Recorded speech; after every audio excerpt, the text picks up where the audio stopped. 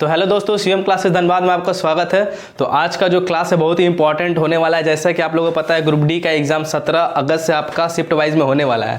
तो जैसा कि करंट अफेयर एक बहुत ही इंपॉर्टेंट सेक्शन होता है ग्रुप डी एग्जाम्स के लिए, और करंट अफेयर का होता है ऐसे मतलब बहुत सारा टॉपिक है, ठीक है। तो आप उतना टॉपिक तो कर नहीं सकते, लेकिन करंट अफेयर का जो जो इंपॉर्टेंट टॉपिक है जिससे हमेशा एग्जाम्स में आते हैं, तो उसको तो हम लोग कवर कर सकते हैं, ठीक है।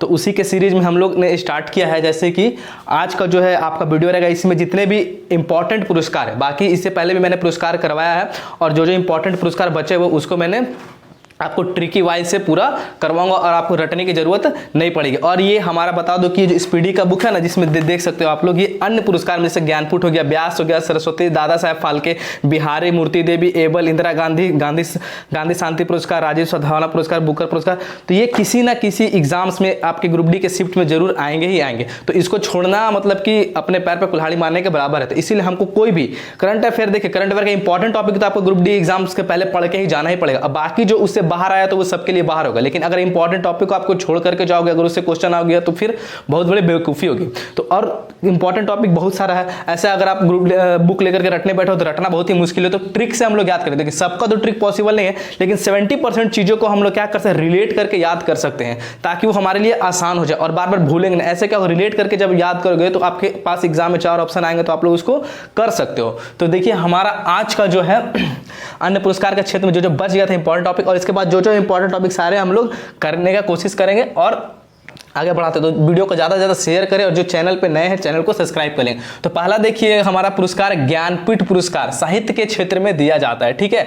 तो इस बार देखिए हम लोग दो एक 2021, अभी 2022 में तो मिला नहीं है, है ना। और ये लेटेस्ट वाले जो बुक है उसके डाटा के आधार पर अभी मान लीजिए 2-3 दिन में, 4-5 दिन में अगर मिल गया है ना, नया मिल गया, तो वो तो इसमें नहीं हो पाएगा। तो आप हम लोग कमेंट बॉक्स में पिन करके आप लोग बता दीजिएगा जो नया हुआ है ना। लेकिन जो बुक में अभी जो फिलहाल जो बुक हुई एसपीडी के लॉन्च, उसके डाटा के अनुसार सब लिया गया। जो नया आएगा कल परसों जो भी, तो वो आप लोग कमेंट बॉक्स में बता दीजिएगा। तो देखिए हम लोग 2-2 साल का लेंगे, क्योंकि मान लीजिए 2021 नहीं पूछा, 2020 पूछ दिया तो पता नहीं, रेलवे का एग्जाम एक साल पीछे भी पूछती है, ठीक है। तो ज्ञानपीठ पुरस्कार हो गया आपका 2021 में 57 नंबर का 57वां किसको दिया गया, दामोदर मौजी, है ना, जो कि कोंकणी उपन्यासकार है, ठीक है। 2020 का बात करें तो 56वां दिया गया किनको, नीलमणि फुकुन जूनियर, है ना। ये कौन है, असमिया कवि है। तो इसको कैसे हम लोग ट्रिक से याद करेंगे, तो देखिए ज्ञानपीठ, ज्ञानपीठ मतलब ज्ञान मतलब बहुत बड़े ज्ञानी, है ना। ज्ञानी का मतलब कि उल्लेख होता है, ठीक है। तो ज्ञानी कौन होते हैं, हमारे घर में अक्सर देखा जाता है कि दादाजी लोग बहुत ज्ञानी होते हैं, बहुत बड़े बड़े ज्ञान देते हैं, ठीक है। तो बहुत बड़े ज्ञान देते हैं। तो उसी तरह एक छोटी सी लड़की है, उनका क्या नाम है, नीलम नाम है ना, नीलम।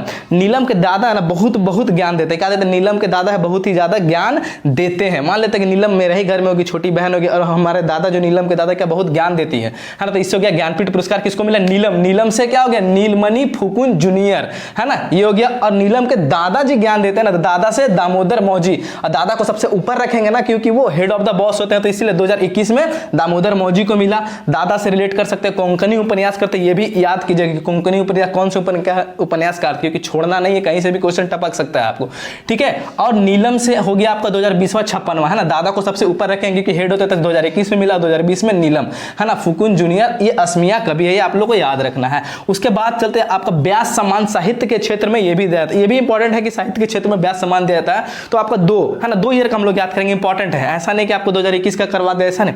तो 2020 का भी हमको देखना है। 2020 में देखिए 31वां नंबर मिला, और 2020 में आपका 30वां नंबर मिला। तो 2021 में किसको मिला, असगर वजाहत, है ना। इनका कौन नाटक था, महाबली के लिए इनको दिया गया। फिर 2020 में 30वां मिला शरद पागरे को, है ना। इनका उपन्यास कौन था, पाटलिपुत्र के सामग्री के लिए दिया गया। इसको कैसे याद करेंगे, देखिए व्यास, व्यास से क्या आता है उच्चारण सीधा, मतलब व्यास मतलब मैथ बनाते हैं ना, रेडियस, है ना, डायमीटर। तो डायमीटर व्यास हो गया, मैथ से रिलेशन है। तो मैथ का क्वेश्चन जब भी आता है व्यास वाले, मेंसुरेशन वाले, क्षेत्रमिति वाले, जब भी क्वेश्चन एग्जाम में आता है तो अक्सर लोगों से छूट जाते हैं। क्या होता है, अक्सर लोगों से छूट जाते हैं। तो ऐसे याद कर सकते हैं ना, व्यास वाला क्वेश्चन आ गया एग्जाम में, अरे यार तो मेरे से मतलब छूट गया, तो अक्सर लोगों से छूट जाते हैं। और जब छूट जाते हैं एग्जाम में वो क्वेश्चन, तो क्या होते हैं, लोग एकदम पागल हो जाते हैं, यार तो हमसे क्वेश्चन छूट गया, ठीक है। कौन, व्यास वाला क्वेश्चन, डायमीटर वाला क्वेश्चन अक्सर लोगों से छूट जाते हैं। तो अक्सर से क्या हो गया, असगर वजाहत, है ना। असगर वजाहत को मिला 2021 में। और असगर लोगों से जब छूट छूट जाता है तो क्या होता है, एग्जाम के बाहर निकलते पागल का जैसा बिहेव करते, यार मेरे से क्वेश्चन छूट गया, तो पागल हो जाता था। पागल से क्या, शरद पागरे, क्या हो गया, शरद पागरे आपको 2020 में मिला। तो व्यास से व्यास सम्मान हो गया है ना, डायमीटर से इसको रिलेट कर सकते हैं। असगर लोगों से छूटता तो असगर वजाहत और शरद पागरे, पागल हो जाते हैं लोग, शरद पागरे नई क्वेश्चन बनता है, तो है ना। अब क्या होगा फिर, अब अगला चलता है सरस्वती सम्मान, ये भी साहित्य के क्षेत्र में मिलता है। 2021 में 31वां दिया गया है, किसको दिया गया, राम दशरथ मिश्रा को दिया गया है। इनकी कविता कौन थी, कविता मैं तो यहां हूं। और 2020 में 30वां दिया गया है शरण कुमार लिम्बाबे को।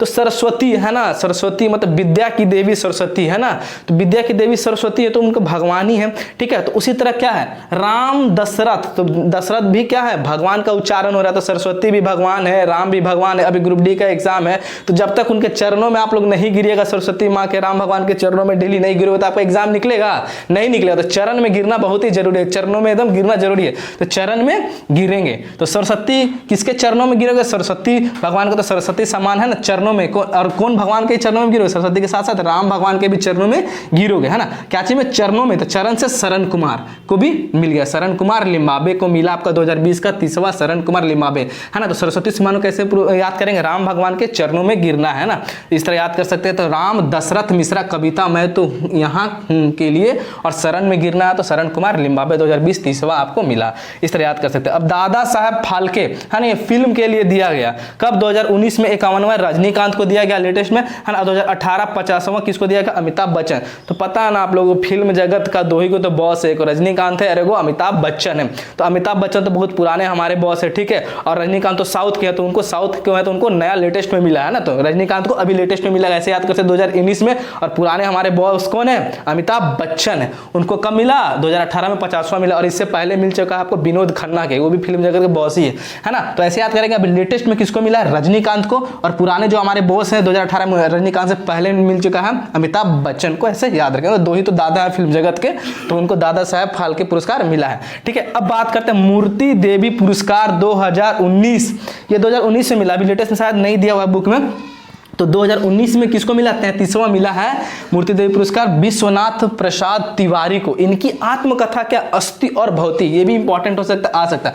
तो कैसे याद करेंगे, मूर्ति देवी पुरस्कार 2021 का विश्वनाथ प्रसाद। तो मूर्ति, मूर्ति से समझ में आता है ना, स्टैचू, मूर्ति, भगवान की प्रतिमा बनाना। और प्रतिमा किसका बनेगा, भगवान का तो प्रतिमा ही बनेगा, और प्रतिमा किसका बनेगा, विश्वनाथ भोले बाबा का प्रतिमा, और बड़ा बड़ा प्रतिमा बनता है, इस तरह याद कर सकते हो। मूर्ति मतलब प्रतिमा, किसका बना है, विश्वनाथ मतलब भोले बाबा, नाथों के नाथ विश्वनाथ का प्रतिमा बना, मतलब मूर्ति बना है। तो मूर्ति देवी पुरस्कार से विश्वनाथ प्रसाद तिवारी, ऐसे आप लोग याद कर सकते हैं, ठीक है। अब बात करते हैं अगला पुरस्कार जो है ना, एबल पुरस्कार। ये बहुत ही इंपॉर्टेंट पुरस्कार और एग्जाम में आया ही आता है ये, ठीक है। एबल पुरस्कार क्या, गणित के क्षेत्र में दिया था, याद रखिए एबल पुरस्कार गणित के क्षेत्र में स्टडीज का भी क्वेश्चन होता है ना। और 2020 में किसको दिया गया है, हिलेल फुस्टेनबर्ग और गेगरी मारागुलिस को दिया गया, है ना। इसको कैसे याद करें, तो एग्जाम जब आप देने जाते हो, तो एग्जाम में देने जाते हो तो एग्जाम, अच्छा इसको ऐसे याद करते हैं, जैसे कि बहुत सारे लोगों का क्या होता है, मैथ वीक होता है, बहुत सारे लोगों का क्या होता है, मैथ वीक होता है, मैथ उनसे वो इस एबल नहीं होते हैं, वो इस एबल नहीं होते कि मैथ के क्वेश्चंस को बना पाए, क्योंकि उनका मैथ बहुत ही कमजोर हो। क्यों कमजोर है भाई, क्योंकि मैथ का ऐसा ऐसा क्वेश्चन होता है ना, देख के दिमाग हिला डालता है ना, बोलता है भाई तो हिला डाला, है ना, मैथ का क्वेश्चन देख के हिला डाला, और इसीलिए वो एबल नहीं है कि वो क्वेश्चन बना पाएंगे। तो हिला डाला से क्या हो गया, हिलेला फुस्टेनबर्ग हो गया, और क्या चीज देख करके हिला डाला, मैथ के क्वेश्चन देखो, तो मैथ के गणित, है ना, गणित से क्या आया गया आपका, एबल पुरस्कार, मतलब गणित को बनाने में एबल नहीं है ना, तो एबल पुरस्कार। और हिला डाला, मैथ का क्वेश्चन देखे तो वो हिल गया ना, तो हिलेलन फुस्टेनबर्ग, ऐसे याद कर सकते हैं। अब बात करते हैं इंदिरा गांधी शांति पुरस्कार 2019 में किसको मिला है, सर डेविड एटनबरो को। तो इंदिरा गांधी जो थी ना, बहुत शक्तिशाली लेडी थी, जब वो प्रधानमंत्री थी, जो उनके समय इमरजेंसी आया था, बहुत शक्तिशाली, मतलब निर्णय लेने में एकदम तुरंत निर्णय ले लेते, तो वो एटम बम से कम नहीं थी। इंदिरा गांधी अपने आप में क्या थी, एटम बम थी, जब भी फटती थी तो बहुत लोगों को बर्बाद कर देती, तो एटम बम जैसा उनका रुतबा था ना। तो एटम बम, इसे याद कर सकते हैं, एटम बम से क्या होगा, एटनबरो, तो क्या होगा, सर डेविड एटनबरो, है ना, एटनबरो। और किसको मिला, इंदिरा गांधी शांति था। इंदिरा गांधी कैसी थी, एटम बम जैसा थी, है ना, मतलब कि फटती थी तो तुम सबका हालत, गुस्सा उनका आता था तो गुस्सा कैसा था, एटम बम के जैसा था, किसका, इंदिरा गांधी का, इस तरह याद करते थे। एटम बम से क्या हो गया, सर डेविड एटनबरो, और किसका गुस्सा था, इंदिरा गांधी का। तो इंदिरा गांधी शांति पुरस्कार 2019 किसको मिला, सर डेविड एटनबरो को मिला। इस तरह याद कर सकते हैं। अब बात करते हैं अगला, गांधी शांति पुरस्कार 2020 में किसको मिला? गांधी शांति पुरस्कार 2020, ये भी बहुत इंपॉर्टेंट है। 2020 बंग बंधु शेख मुजिबुर रहमान, जो कि बांग्लादेश के पूर्व राष्ट्रपति हैं। ये बहुत ही आपका इंपॉर्टेंट क्वेश्चन बनता है क्योंकि बांग्लादेश के पूर्व। तो देखिए कैसे याद करेंगे।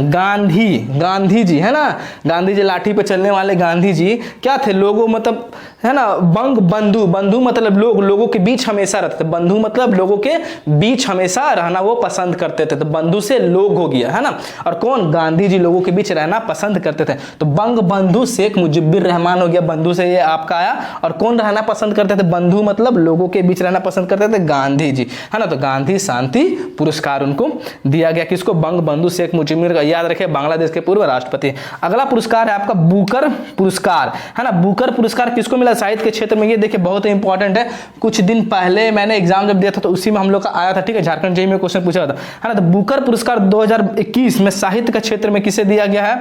डेमन गलकुट को दिया गया। इसकी उपन्यास, देखिए इसका जो उपन्यास है ना बहुत इंपॉर्टेंट है और हर एग्जाम में लगभग आता ही आ रहा है, ठीक है। एनटीपीसी के भी एग्जाम में ये आता था, द प्रॉमिस। इनका उपन्यास कौन है? The promise. डेमन गलकुट का देने का उपन्यास कौन है? The promise. और 2020 में जो मिला डगलस स्टुअर्ट को मिला। इसका उपन्यास कौन है? सखेन बेन। ये भी बहुत ही इंपॉर्टेंट है, पिछला बार भी एग्जाम में ये आपका आया था, एनटीपीसी में तो आया ही आया। तो कैसे याद करेंगे? बुकर से क्या है ना। बुकर जैसे कि मान लीजिए कोई गर्लफ्रेंड बॉयफ्रेंड है ना।